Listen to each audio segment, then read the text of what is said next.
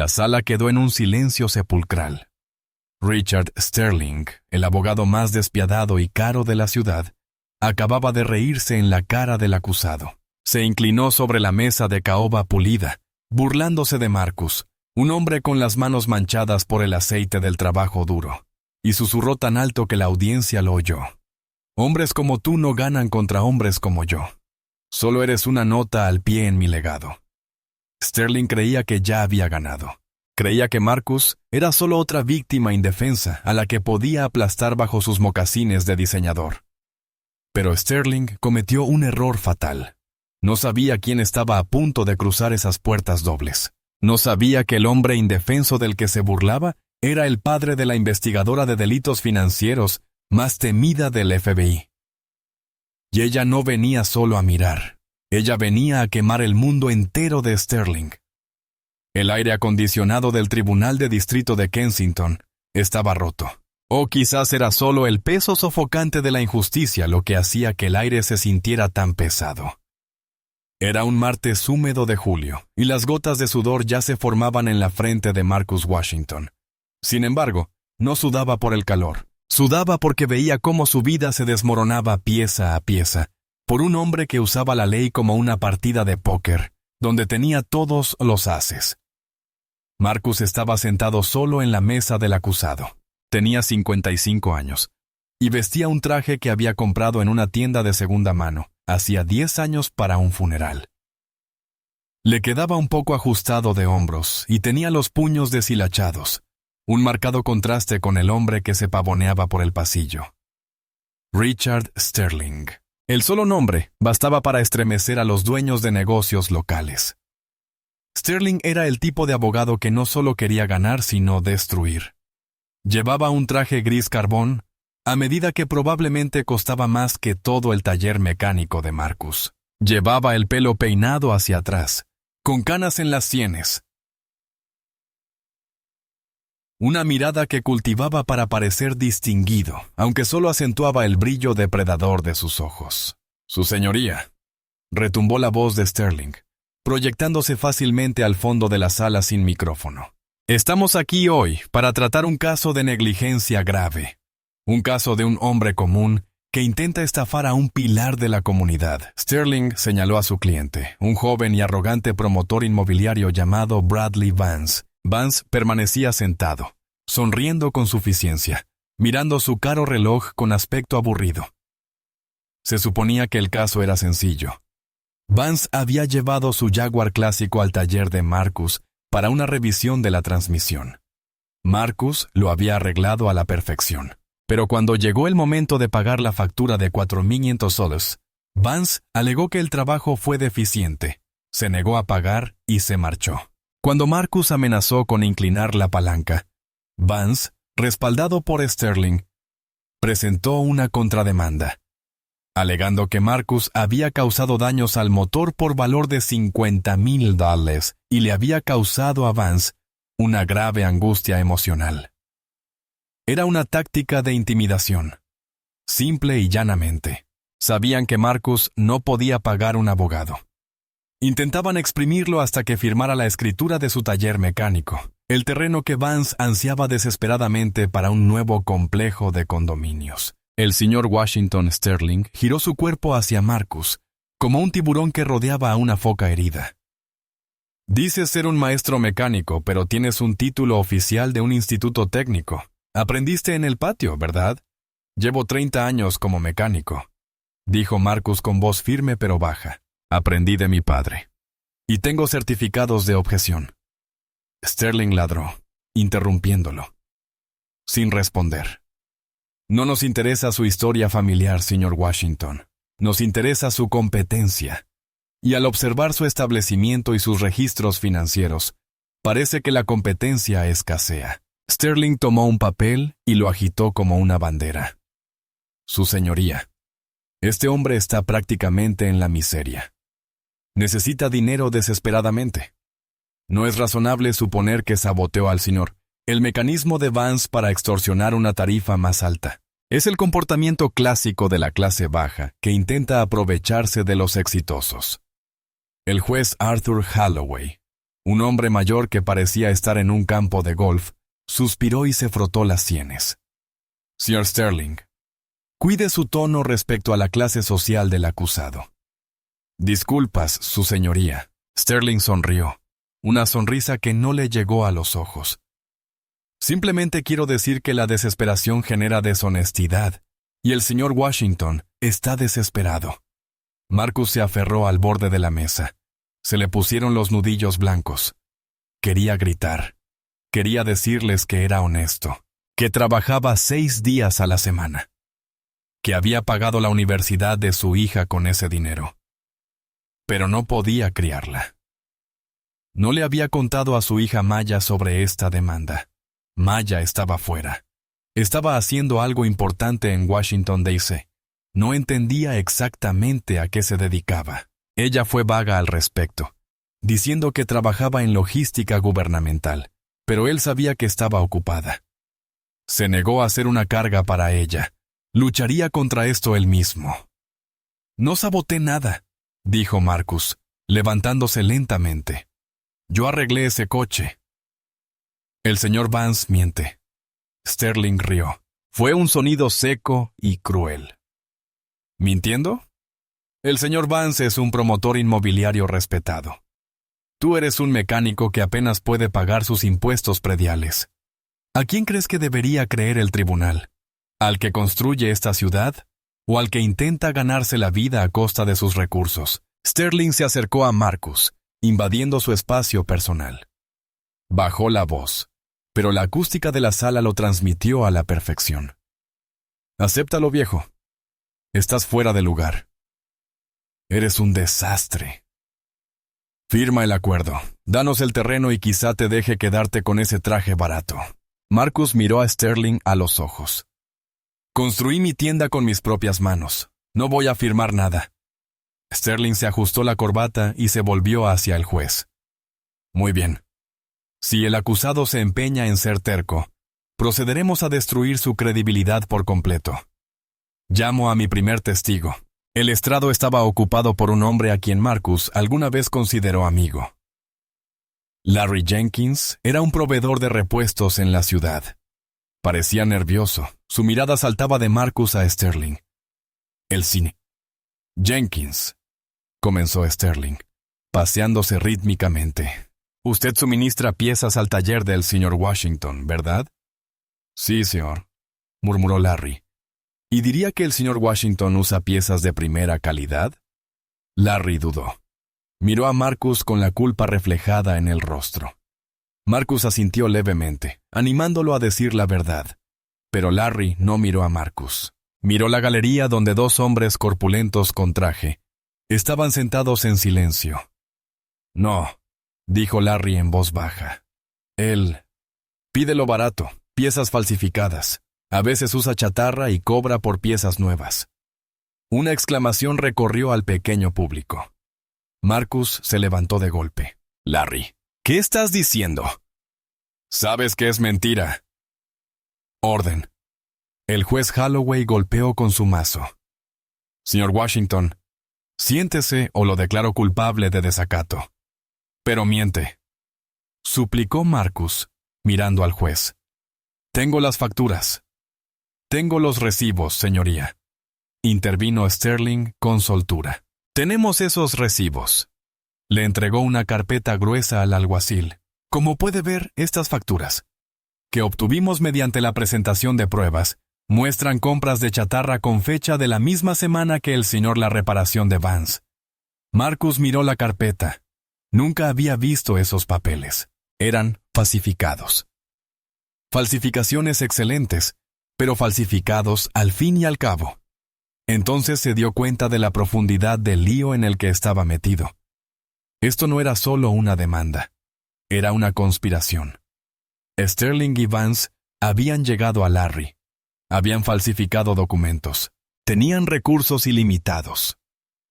No las compré, balbuceó Marcus, con la confianza desmoronándose. El papeleo no lo confirma. Sterling sonrió con suficiencia. Señor Jenkins, ¿le contó alguna vez el señor Washington por qué usó estas piezas baratas? Larry cerró los ojos con fuerza. Dijo que los ricos como Vance no notarían la diferencia. Dijo que necesitaba el dinero para pagar deudas de juego. Deudas de juego. Sterling se dirigió al jurado.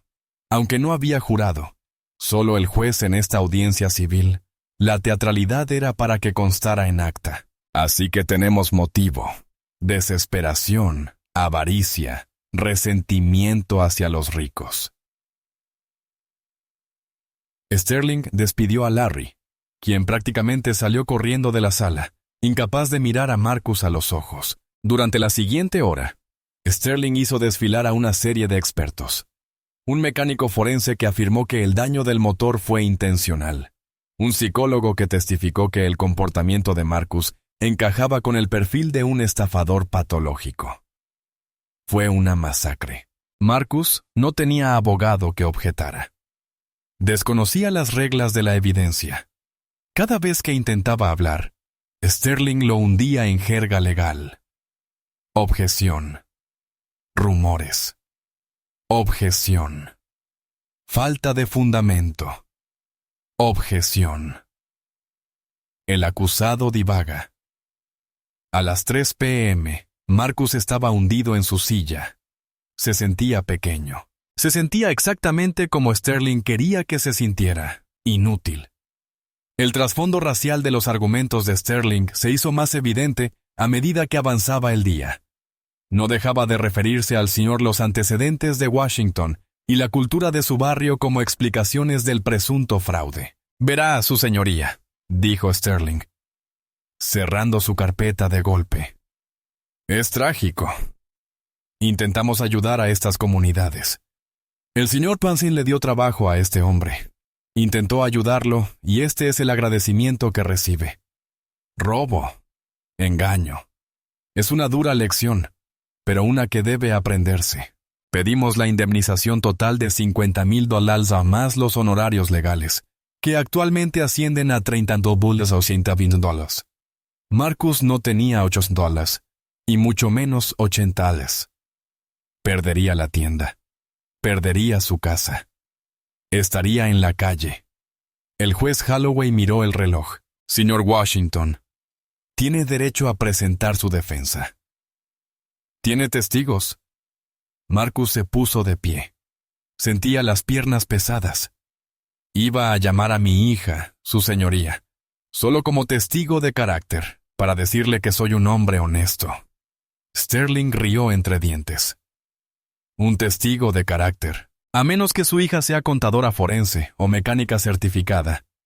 No entiendo cómo sus historias de niña de papá tienen relación con su fraude». «Es una buena mujer», dijo Marcus, con la voz temblorosa por la rabia contenida. «Trabaja para el gobierno». «¿El gobierno?» Sterling rió abiertamente. «¿Y qué hace en el departamento de vehículos motorizados?» «¿En correos? Quizás pueda sellarnos una carta mientras embargamos sus bienes». La sala del tribunal rió disimuladamente. Vance se tapó la boca para disimular una sonrisa. «No pudo venir», susurró Marcus, mirándose las manos. «Está ocupada. No quería molestarla». «Qué conveniente». Sterling se burló. La hija mítica. Probablemente demasiado avergonzada para mostrar su rostro. «No». Una voz resonó desde el fondo de la sala. La voz era clara, aguda y fría como el hielo. Atravesó la humedad de la habitación como una navaja. «No me avergüenzo. Solo esperaba a que cavara su tumba lo suficientemente hondo, señor Sterling». Todas las cabezas en la sala se giraron. Las puertas dobles del fondo se abrieron de par en par. Allí estaba una mujer de 20 y tantos años. Vestía un traje negro a medida, más elegante que el de Sterling. Llevaba el pelo recogido en un moño profesional y severo. Pero no fue su ropa lo que hizo que la sala se congelara. Era su postura. Tenía la postura de un soldado, la confianza de un depredador y la calma de un verdugo. Detrás de ella había 2 hombres con cazadoras con letras amarillas en la espalda. FBI. La sonrisa de Sterling se desvaneció. La miró con los ojos entrecerrados. «¿Y quién se supone que eres? Estamos en plena sesión». Vive, retira a esta mujer. El alguacil, un hombre corpulento llamado Carl, que dormitaba, empezó a levantarse. La mujer ni se inmutó. Simplemente levantó una placa dorada que reflejó las luces de la sala. Agente especial Maya Washington, dijo, caminando por el pasillo central. Sus tacones resonaron contra el suelo con una precisión rítmica y aterradora. Clic, clic, clic. Aún no miraba a su padre. Mantenía la mirada fija en Richard Sterling. Y le sugiero que se siente, abogado, a menos que quiera añadir obstrucción a la justicia federal a su creciente lista de delitos graves. Sterling palideció. ¿Federal? Este es un juzgado de reclamos menores. No tiene jurisdicción aquí. Mamá se detuvo en la puerta que separaba la galería del tribunal. Ella sonrió, pero fue aterrador. Tienes razón. No me importa el caso de reclamos menores. Estoy aquí porque cometiste un error, Richard. Falsificaste documentos con una impresora que también se usó para falsificar solicitudes de préstamos federales del HUD, y eso, bueno, eso te pone en mi mundo ahora. Marcus levantó la vista con lágrimas en los ojos. Maya. Finalmente se volvió hacia él, y su expresión se suavizó al instante, convirtiéndose en una cálida expresión. Hola, papá, disculpa la tardanza. Tenía que conseguir una orden judicial. Se giró hacia Sterling, dejando caer una gruesa pila de expedientes sobre la mesa del fiscal con un golpe sordo. Comenzamos el juicio de verdad. El silencio en la sala ya no era el pesado y sofocante silencio de la opresión. Era el silencio agudo y eléctrico del miedo.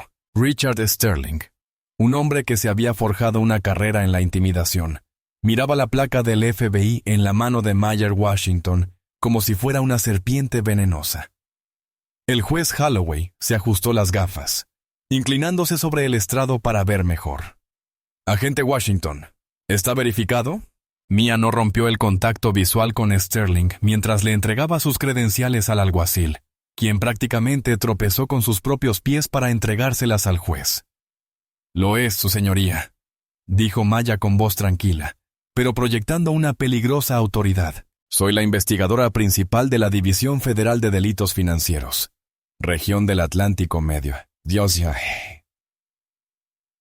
Y aunque me disculpo por interrumpir su procedimiento civil, me temo que el asunto en cuestión constituye una prueba en una investigación federal en curso. Sterling recuperó la voz. Era más aguda de lo habitual, ligeramente quebrada. Objeción. Esto es absurdo. Su señoría, esto es una táctica. Una hija que viene a salvar a su padre con accesorios. Señor Sterling, dijo el juez Holloway, levantando la vista de la placa. Este es un número de placa federal. Y si llamo a la oficina local que figura aquí, sospecho que lo confirmarán. Ahora, siéntese antes de que lo encadene. Sterling se sentó pero se inclinó hacia Vance. No digas ni una palabra, siseó. Vance parecía a punto de vomitar. La sonrisa arrogante había desaparecido, reemplazada por la mirada pálida y sudorosa de un hombre que se da cuenta de que su traje caro no puede protegerlo de todo. Maya se acercó a la mesa de la defensa. Aún no abrazó a su padre. Estaba en modo trabajo. Ella le puso una mano en el hombro, un gesto silencioso de protección, y luego se volvió hacia la habitación. Su señoría, comenzó Mayer. El señor Sterling ha pasado las últimas 3 horas pintando a mi padre como un hombre desesperado que hace trampas para sobrevivir. Afirma que mi padre usó piezas falsificadas. Afirma que mi padre es un fraude. Pero lo que el señor Sterling no mencionó por qué él y su cliente, el señor Vance, están tan desesperados por adquirir este terreno en particular. Se acercó a la pila de archivos que había dejado sobre la mesa. Abrió el de arriba. Hace 3 meses, mi equipo comenzó a rastrear una serie de transferencias bancarias sospechosas a través del First National Bank de Delaware. Estas transferencias fueron señaladas como posible lavado de dinero para una mafia de apuestas en el extranjero. El dinero se canalizaba a negocios legítimos para limpiarlo. Desarrollos inmobiliarios. Sacó un gran plano arquitectónico, y lo levantó. Este es el plano de los condominios de lujo Vance, el proyecto previsto para este barrio. Es un proyecto de $40 millones. Pero hay un problema. Para obtener las subvenciones federales HUD, para subsidiar las subvenciones de construcción por valor de $12 millones, el promotor necesita ser propietario del 100% del terreno contiguo antes del 1 de agosto. Eso es la semana que viene. Mia se volvió hacia Vance, quien ahora tenía el rostro hundido entre las manos. El señor Vance es dueño de todos los terrenos de esta manzana, excepto uno, el taller mecánico de Washington. Mi padre se negó a vender porque le prometió a su propio padre que mantendría el negocio a flote. El señor Vance ofreció dinero. Mi padre se negó. El señor Vance ofreció más. Mi padre se negó. Así que necesitaban una forma de forzar una venta, una quiebra, una demanda que lo aplastaría financieramente. Sterling saltó. Conjetura. Todo esto es una teoría conspirativa descabellada. No hay pruebas que vinculen esta supuesta investigación de Judy con una simple disputa por la reparación de un coche. ¿La prueba?, dijo Maya, bajando la voz hasta un tono mortalmente serio. Está en la tinta. Se acercó a la mesa de exhibición donde estaban las facturas falsificadas de Sterling, las que acusaban a Marcus de comprar chatarra. Tomó una con una mano enguantada. El señor Sterling presentó estas facturas como prueba de que mi padre compró chatarra. Afirmó que provenían de la empresa de suministros del señor Jenkins. Pero mi equipo analizó estos documentos hace una hora. Verán, todas las impresoras láser dejan un patrón microscópico de puntos de seguimiento en tinta amarilla. Es una huella digital. Identifica la máquina exacta que imprimió el documento. Maya sacó una transparencia de su expediente y la colocó sobre la factura. Luego sacó un segundo documento. Una solicitud de préstamo federal firmada por Bradley Vance. Lo colocó junto al primero. Esta es la solicitud de préstamo del HUD, presentada por la oficina del señor Vance. Y esta es la factura que se encuentra en los registros de mi padre. Los números de serie de las impresoras coinciden, idénticos. La sala del tribunal quedó atónita. Incluso el taquígrafo dejó de escribir un segundo, boquiabierto. Maya miró a Sterling. Mi padre no imprimió estas facturas, Richard. Tú lo hiciste en tu oficina con tu impresora, lo que significa que no incriminaste a un inocente. Cometiste perjurio, manipulación de pruebas y fraude electrónico en una investigación federal. El juez Holloway miró a Sterling. El rostro del juez estaba rojo de furia. Señor Sterling, explíqueme por qué la impresora de su oficina genera las supuestas facturas del proveedor del acusado. Sterling abrió la boca, pero no le salieron las palabras. Miró hacia la puerta, calculando la distancia.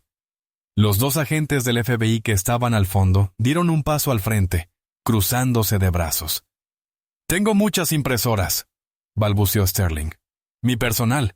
Podría ser un error administrativo. ¿Una confusión? ¿Una confusión? Maya se acercó. También ejecutamos una orden de registro en el almacén de Larry Jenkins hace 45 minutos. Está detenido. Y está hablando, Richard. Habla mucho.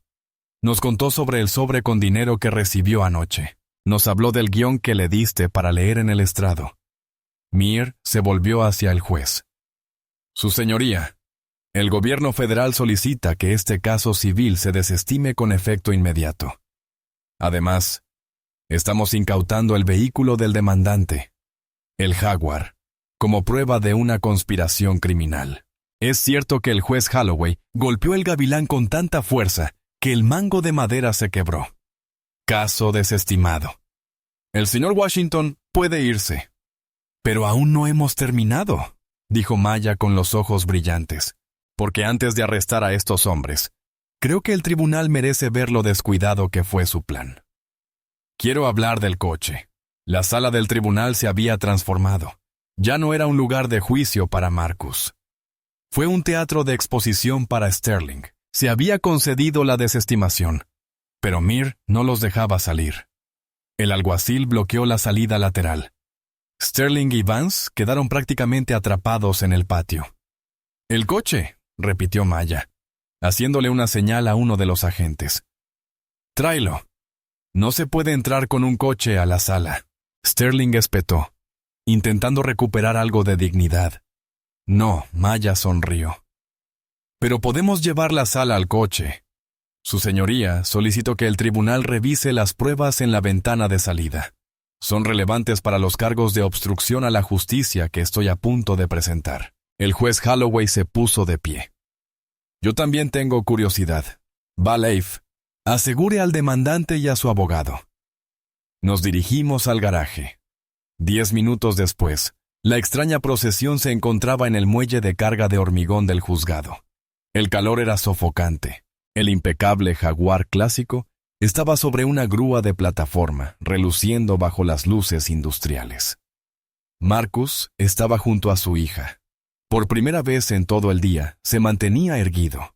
Miró a Maya, con los ojos brillantes de orgullo e incredulidad. «¿Tú hiciste todo esto?» «Rastreaste la impresora». «Llevo 6 meses rastreando a Vance, papá», susurró. «No sabía que te perseguía hasta que me llamaste ayer, con una voz tan triste. En cuanto vi su nombre en el expediente, lo supe». Maya se acercó al Jaguar.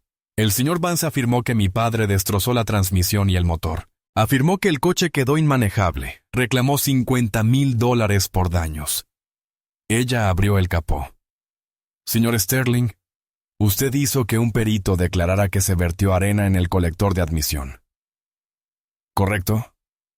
Sterling guardó silencio, secándose el sudor del labio superior con un pañuelo de seda. «Traje a mi propio experto», anunció Mayer. «Agente Miller, por favor». Uno de los agentes del FBI se adelantó. No era solo un traje. Llevaba una tableta de diagnóstico de mecánico y un juego de herramientas. El agente Miller es el mecánico jefe de la unidad de vehículos tácticos del FBI. Mer explicó. «Conoce los motores mejor que nadie». Miller se inclinó sobre el motor. «Sí, el colector de admisión ha sido manipulado», dijo Miller, y su voz resonó en el espacio de hormigón. «Hay arena aquí, arena de sílice blanca». «¿Ves?», gritó Vance, señalando con un dedo tembloroso. «Lo hizo. Me arruinó el coche». Maya levantó una mano. «Espera». Miller metió unas pinzas y sacó un pequeño trozo de plástico dentado de la mezcla de arena. Lo levantó a contraluz. «Arena de sílice», continuó Miller, mezclada con trozos triturados de un plástico azul característico. Maya se acercó a la bolsa de pruebas que había traído. Cuando allanamos el almacén de Larry Jenkins, encontramos un cubo de arena industrial, y dentro de ese cubo encontramos los restos destrozados de una pala de plástico azul. El mismo plástico azul que encontramos en este motor. Se giró hacia Vance. «No condujo este coche después de que mi padre lo arreglara, ¿verdad, señor Vance?» Lo remolcó directamente a un almacén. Luego, usted o uno de sus socios le echó arena para incriminarlo. Pero fue un descuido. No revisaste la arena. Echaste escombros del mismo almacén donde preparaste el crimen. Maya se acercó a la transmisión, y en cuanto a la reparación defectuosa, le hizo una seña a su padre. «Papá, ven aquí». Marcus se adelantó. «Muéstrales tu firma», dijo Maya. Marcus parecía confundido. «¿Mi firma?» «La forma en que marcas tu trabajo. Una vez, de niño, me dijiste que siempre dejas una marca en la transmisión para saber si alguien la tocó». Marcus abrió mucho los ojos. Una lenta sonrisa se dibujó en su rostro. «Sí, la tengo». Metió la mano en el compartimento del motor y señaló un perno en la caja de la transmisión. Justo ahí. El sello de torsión. Uso una laca roja específica y siempre hago una pequeña rayadura en la cabeza del cerrojo en la posición de las 12. El agente Miller iluminó el cerrojo con una luz ultravioleta. La laca roja brilló, y allí, magnificada por la luz, se veía una pequeña y precisa rayadura en la posición de las 12. «El sello está intacto», anunció Miller. «Esta transmisión no se ha abierto ni manipulado desde que el señor Washington la selló. El experto del señor Sterling afirmó que no existe daño interno. El coche no arranca porque desconectaron el relé de arranque. Una solución rápida. Miller se agachó, conectó un cable pequeño y le hizo un gesto a Marcus. «Arránquela, señor». Marcus se subió al asiento del conductor del Jaguar. El cuero olía a colonia cara. Giró la llave. El motor rugió al encenderse. Ronroneaba a la perfección, suave, potente, impecable. El sonido del motor fue la gota que colmó el vaso para Richard Sterling. Maya se apoyó en la puerta del coche, mirando a Sterling por encima del capó. Intento de fraude, presentación de una denuncia policial falsa. Fraude al seguro, y esos son solo los cargos estatales. Aún no hemos llegado al crimen organizado federal. Sterling miró a Vance. Dijiste que te encargaste de ello. Dijiste que no era nadie. No es nadie, gritó Vance, perdiendo la cabeza. Es un maquinista. Lo es, dijo Maya, con la voz penetrante. El hombre más honesto de esta ciudad, y acabas de intentar enterrarlo. Chasqueó los dedos. Los dos agentes se acercaron. Richard Sterling, Bradley Vance, están arrestados. Mientras las esposas se cerraban en las muñecas de Sterling, muñecas que probablemente nunca habían sentido nada más pesado que un reloj de oro, miró a Marcus. Marcus seguía sentado al volante del Jaguar, con el brazo apoyado en la ventanilla y el motor zumbando bajo él. Marcus miró al abogado. No lo atacó. No se rió. Simplemente lo miró con una profunda y cansada lástima. Deberías haber pagado la cuenta, dijo Marcus. Eran solo $4,500. Sáquenlos de aquí, ordenó Maya mientras los agentes arrastraban a Vance, que gritaba, y a Sterling, silencioso y conmocionado, hacia las camionetas federales que los esperaban. El garaje volvió a quedar en silencio. El juez Holloway se acercó al coche. Pasó una mano por el guardabarros. Señor Washington, dijo. Le debo una disculpa. El tribunal no lo protegió de un depredador hoy. Si su hija no hubiera entrado. Sí entró, dijo Marcus, apagando el motor y saliendo. Se acercó a Maya y la abrazó con fuerza. Hundió la cara en su hombro y por primera vez dejó caer las lágrimas. Creí que lo había perdido todo, pequeña, susurró. Nunca perdiste nada.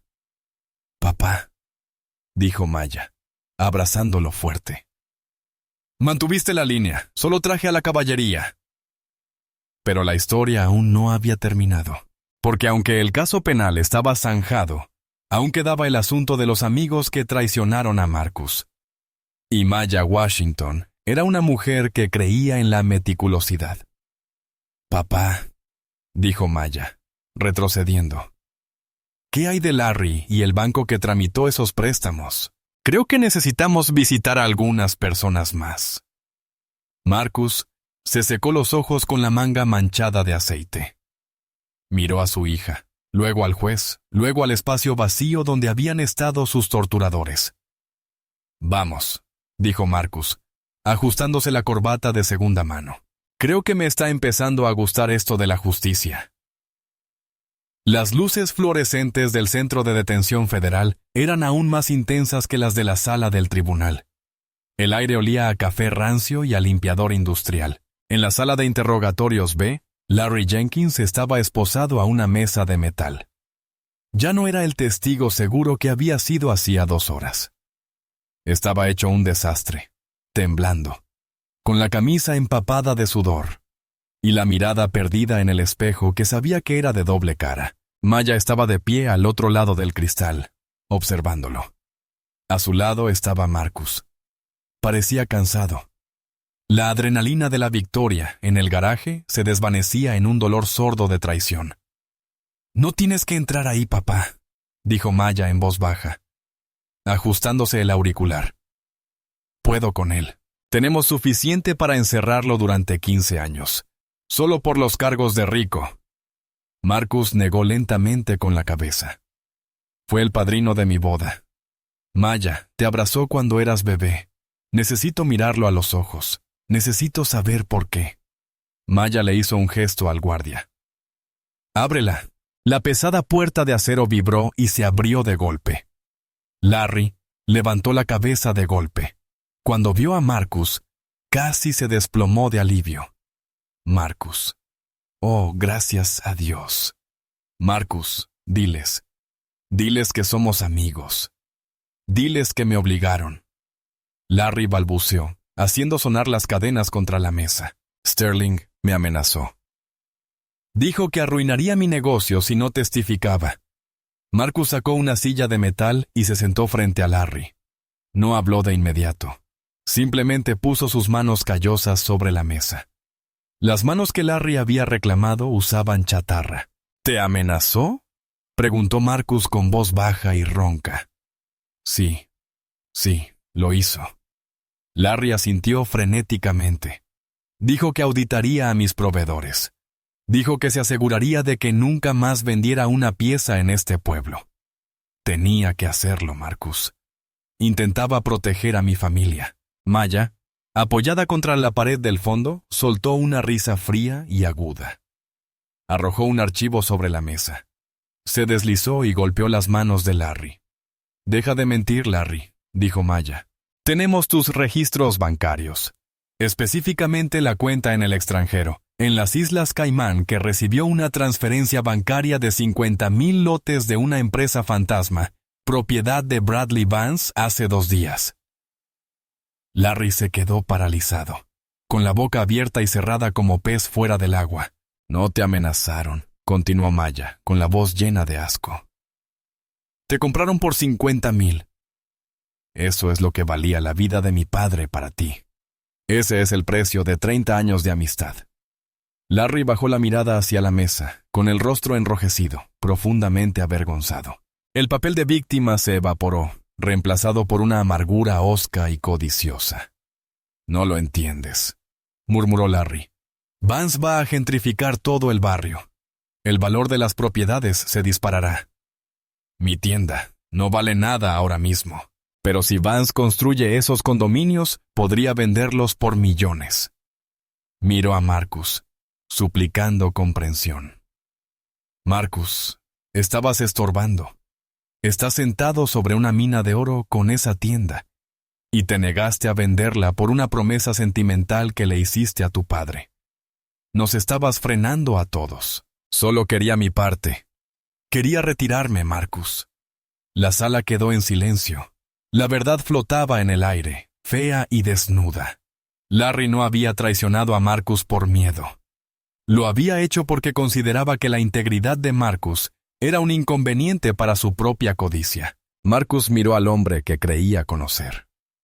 Recordó las barbacoas, las noches trabajando juntos en motores, las veces que le había prestado dinero a Larry cuando las ventas iban bajas.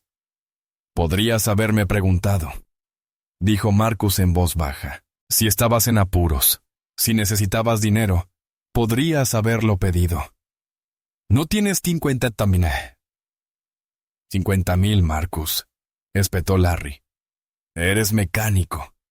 No somos de nadie». Marcus se levantó lentamente. Se alisó la corbata. Parecía un gigante en esa pequeña habitación, no por su tamaño, sino por su dignidad. «Puede que sea mecánico», dijo Marcus, «pero esta noche me voy a casa a dormir en mi propia cama, y tú irás a una prisión federal». «Dime, Larry, ¿quién es el don nadie ahora?» Marcus se volvió hacia su hija. «Ya terminé, agente Washington». «Espera, Marcus, no me dejes aquí», gritó Larry mientras Marcus se dirigía a la puerta. «Se lo van a llevar todo. Mi tienda, mi casa. Marcus, por favor».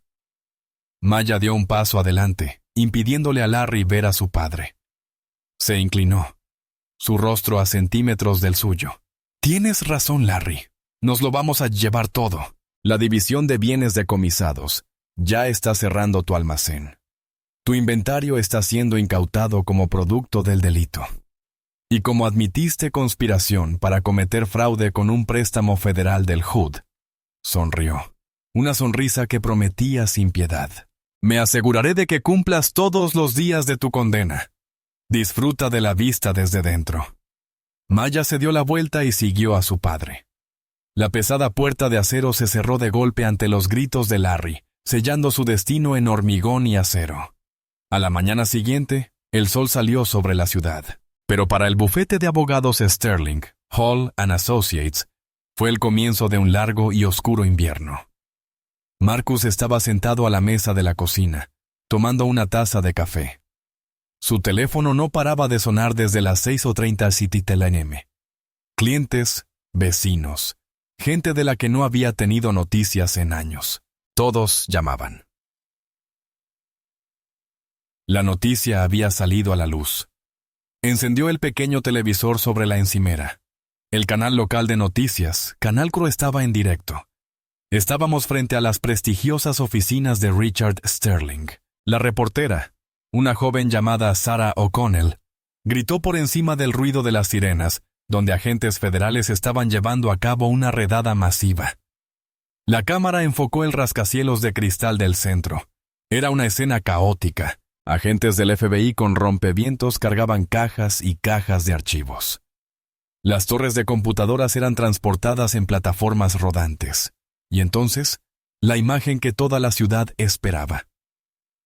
Richard Sterling fue sacado del edificio. No llevaba su chaqueta de traje a medida. Estaba en mangas de camisa, con la corbata desabrochada, con aspecto desaliñado y pequeño.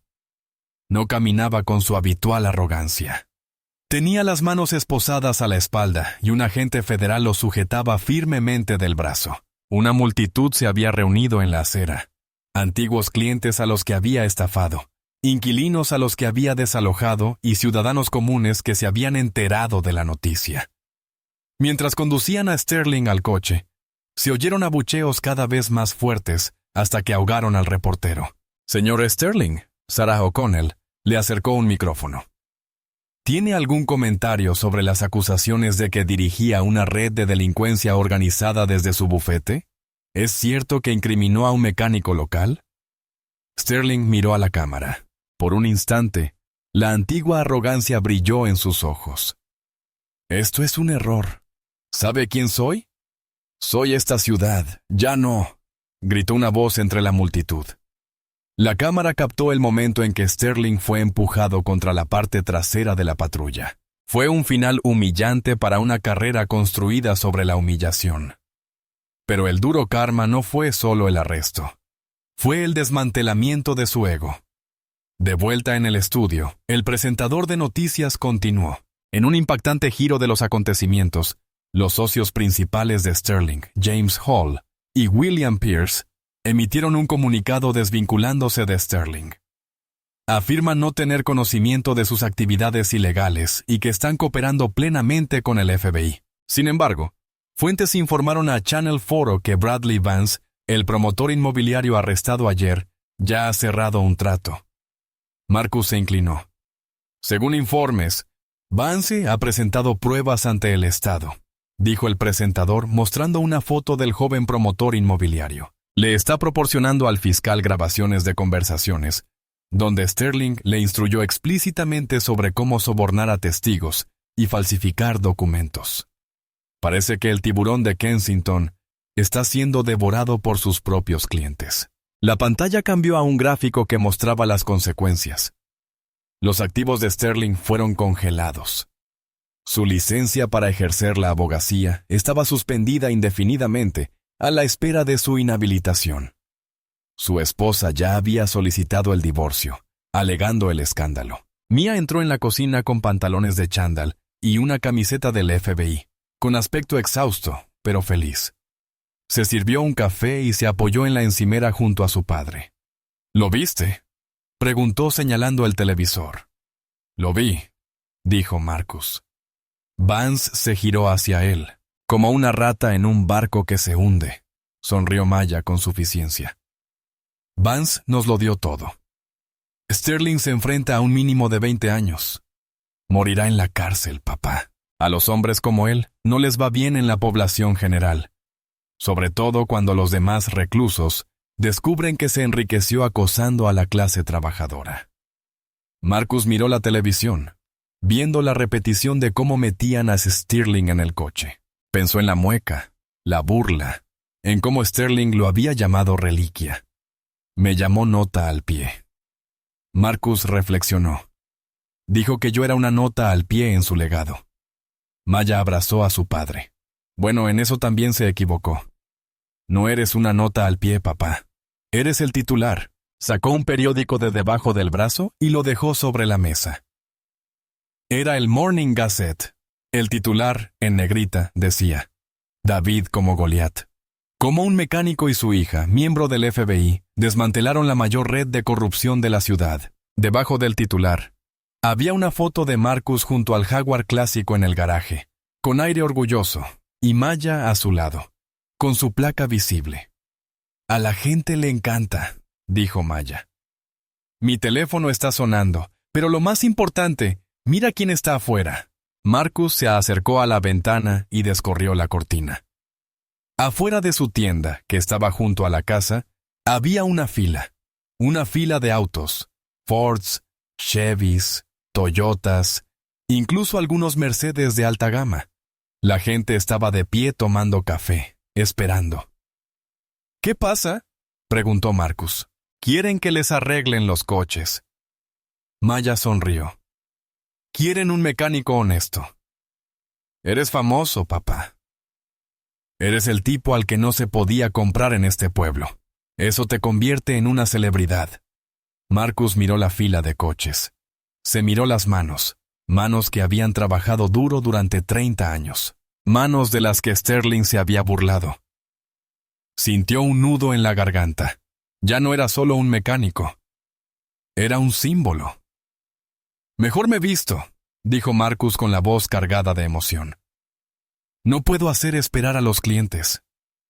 Te ayudaré a abrir, dijo Maya. Tengo unos días de permiso. Puedo encargarme de la recepción. ¿Eres un agente del FBI que lleva la caja?, rió Marcus. Oye, alguien tiene que asegurarse de que les cobres el precio completo. Maya bromeó. Se acabaron los descuentos, viejo. Ahora eres un servicio premium. Mientras Marcus se dirigía a su habitación para ponerse su ropa de trabajo, no el traje, sino su overol azul con su nombre bordado en el bolsillo, se sintió más ligero que en años. La tormenta había terminado. Los depredadores estaban enjaulados, y él apenas estaba empezando. Pero quedaba un último cabo suelto, una última vuelta de hoja para Richard Sterling. Esa misma tarde, en la cárcel del condado, Sterling pudo hacer su única llamada. No llamó a su esposa. Ella no contestaba. No llamó a sus socios. Lo habían bloqueado. Llamó a su banquero privado en Suiza, desesperado por acceder a sus fondos de emergencia. Lo siento, señor Sterling. La voz del banquero suizo era fría e indiferente. Sus cuentas han sido marcadas por el gobierno federal de Estados Unidos. Todos los activos han sido repatriados. No puede hacer eso, gritó Sterling al auricular. Ese dinero es intocable. Nada es intocable, Richard. Una voz interrumpió la comunicación. Sterling se quedó paralizado. ¿Quién es? Agente Washington. La voz de Meir se escuchó clara y nítida. Te dije que trabajaba en delitos financieros. ¿Creías que no encontraría el dinero que robaste de los fondos de pensiones de tus propios empleados? Sterling se deslizó por la pared de la celda, con el auricular resbalándose de su mano. Se acabó, Richard, dijo Maya. Y por cierto, mi papá te agradece el Jaguar. El tribunal se lo otorgó como compensación parcial por los daños. Lo venderá y usará el dinero para ampliar su tienda. La línea se cortó. Sterling estaba sentado en el frío suelo de cemento, solo, en bancarrota y destrozado.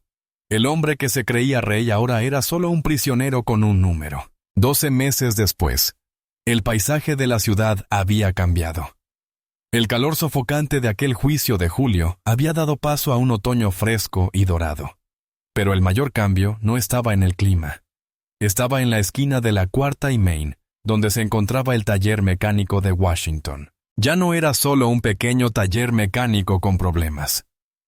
Marcus había usado el dinero del acuerdo y lo recaudado con la venta del Jaguar confiscado de Sterling para comprar el terreno baldío de al lado. El terreno que Bradley Vance había intentado robar era ahora una ampliación del taller de Marcus. Había 4 puestos nuevos, una cómoda sala de espera con café recién hecho y un nuevo letrero en la entrada. No decía Washington e hija, pero bien podría haberlo hecho.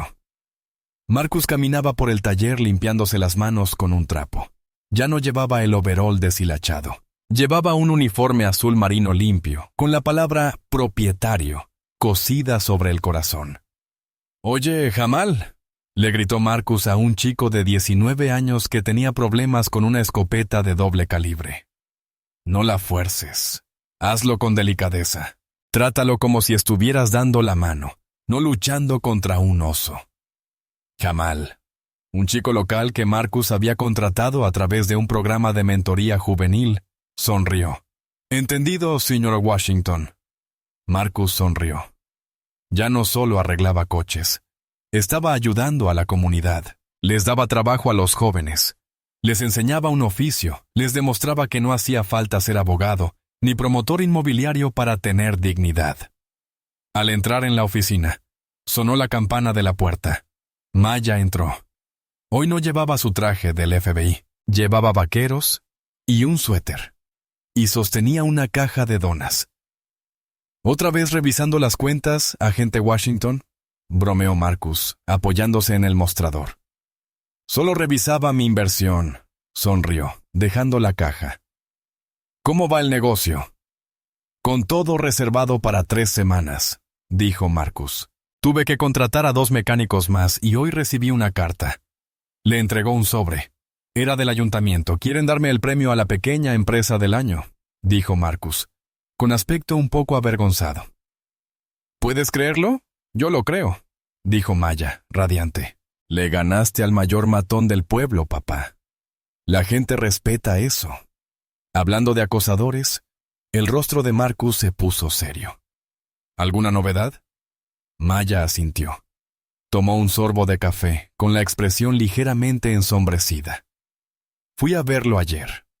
Último informe para el expediente. A 200 metros de distancia, en los sombríos y grises confines de la Institución Correccional Federal de Otusville, Richard Sterling estaba aprendiendo una nueva definición de exclusividad. Ya no era el hombre del traje a medida. Era el recluso Darren, 90402. Vestía un mono beige que le quedaba mal y le arañaba la piel. El cabello plateado que solía peinar con tanto esmero ahora estaba despeinado y despeinado. Sterling estaba asignado a la lavandería. El hombre, que antes cobraba $800 la hora por argumentar en el tribunal, ahora doblaba sábanas por 12 centavos la hora. «Oye, Sterling», gritó un recluso corpulento desde el otro lado de la sala. «Te olvidaste de una mancha en esta camisa. Lávala de nuevo». Sterling se estremeció. «La lavé 2 veces. Es una mancha permanente». «¿Pedí una objeción?», gruñó el recluso. Dije: «Lávala de nuevo». Sterling agarró la camisa con las manos temblorosas. Sus manos, antes suaves y cuidadas, estaban agrietadas y en carne viva por el fuerte detergente. Se miró en la lavadora de acero inoxidable. El arrogante abogado había desaparecido. En su lugar había un anciano destrozado y asustado, que se dio cuenta demasiado tarde de que el dinero no podía comprar respeto allí. Maya lo había visitado solo para que firmara un documento de decomiso. Le contó a Marcus sobre la reunión. Él lloró. «Papá», dijo Maya en voz baja. Preguntó por su yate. Preguntó si alguien preguntaba por él en el club de campo. «¿Qué le dijiste?», preguntó Marcus. «Le dije la verdad», se encogió de hombros Mayer. «Le dije que el club de campo le había revocado la membresía el día que lo condenaron. Y su yate fue subastado para pagar el fondo de pensiones que saqueó. Le dije: es un fantasma, Richard. El mundo ya lo ha olvidado».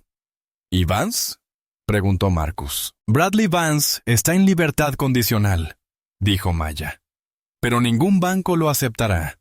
Está en la lista negra del sector inmobiliario de por vida». Lo último que supe es que trabaja en un lavadero de autos en Jersey. Lava los autos que antes creía demasiado buenos para conducir. ¿Y Larry?, preguntó Marcus, con el nombre aún dejándole un sabor amargo en la boca.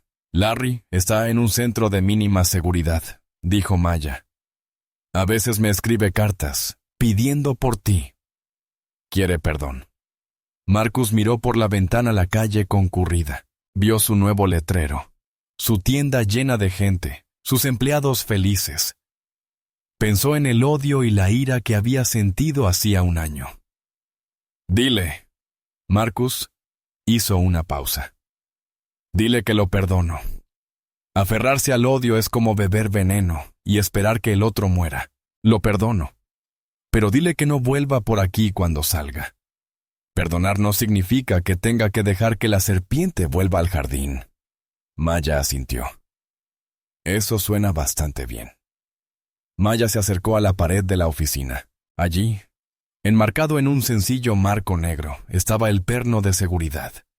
La pequeña pieza de metal que le había salvado la vida a Marcus. Junto a él, una foto de Marcus y Maya del día del juicio. ¿Sabes?, dijo Mia. Sterling tenía razón en una cosa.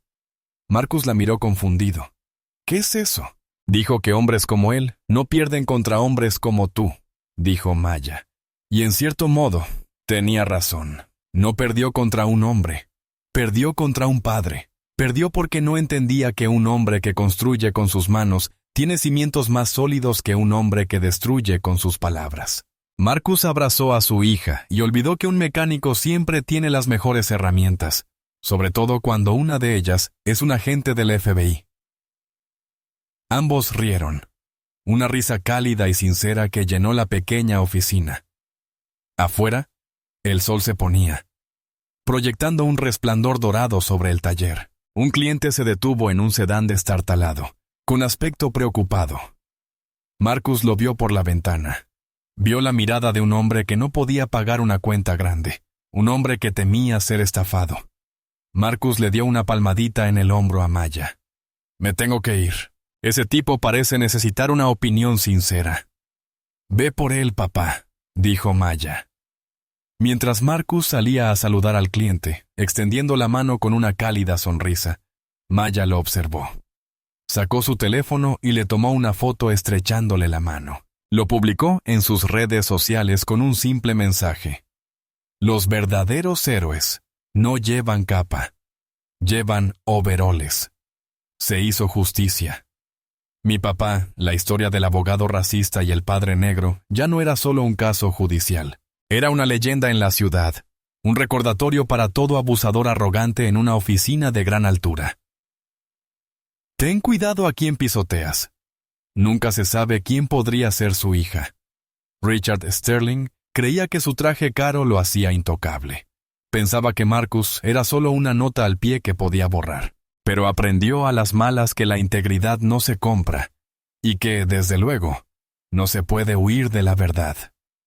Sobre todo cuando la verdad lleva una placa federal.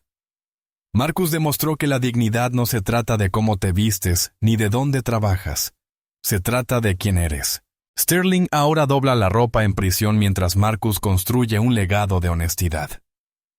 Es el mejor recordatorio. Nunca menosprecies a alguien a menos que lo estés ayudando a mejorar. Porque el karma tiene una curiosa forma de nivelar el campo de juego. Si esta historia de arrogancia aplastada por la justicia te dio escalofríos, dale a me gusta. Nos ayuda a encontrar más historias como esta. Suscríbete y activa la campanita para no perderte ningún giro. Y dime en los comentarios, ¿crees que Larry merecía perdón? ¿O Marcus debería haberlo dejado completamente de lado? Leeré tus respuestas abajo. Gracias por ver la serie y nos vemos en la próxima.